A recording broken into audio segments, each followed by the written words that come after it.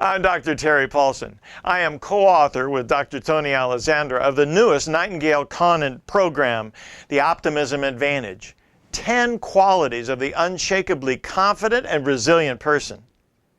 One of the characteristics and qualities of the unshakably confident optimist is that very quality, unshakable confidence.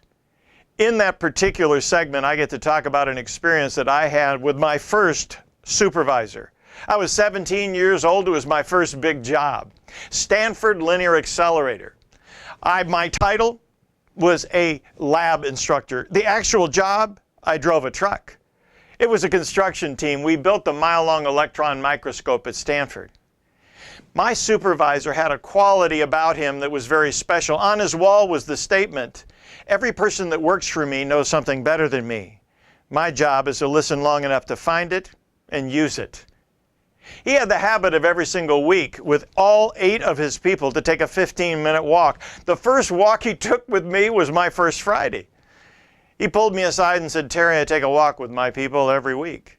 I was 17. I had no idea what managers did. Now I was finding out they walk with people. I guess that's what they do.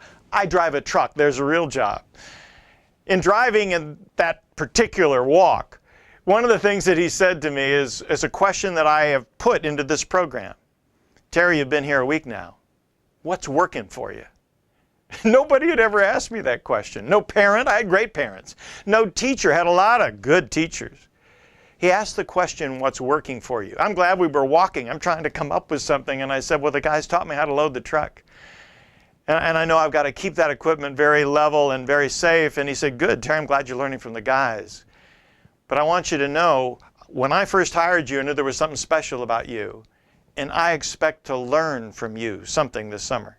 I remember looking at him like, "You're in big trouble. Talk to my mother. She knows I don't know anything. She'll give you an excuse note or something." But instead, every single week, he took that walk. He said, "I'm going to ask you that question every week. I want you to know my best day was always Thursday. If I got to Thursday and nothing had worked, I had a mission. Something's got to work. He's going to ask that stupid question tomorrow." I always had an answer. Twice that summer, he said, "Terry, I love that idea so much. Would you mind if you shared that with the team on our supervisory meeting?" And I remember going in and I thought he'd forgotten. Halfway through, he hadn't said anything. And then he said, "Terry, I almost forgot.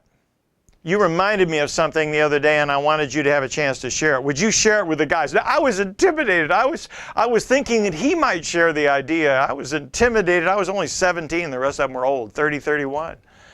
I remember looking at him the whole time and I shared my idea. They changed twice that summer as a result of my input. He helped make me.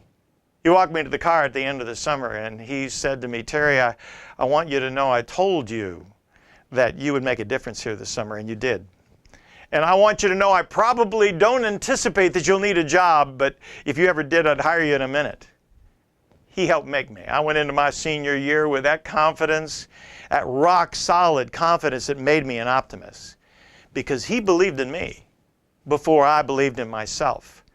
These are the questions that we try and have you answer for yourself. You manage yourself before you ever lead or influence other people. And our job is to make sure that you're asking the kind of questions that daily allow you to develop the confidence that allows you to be unshakably confident and an optimist.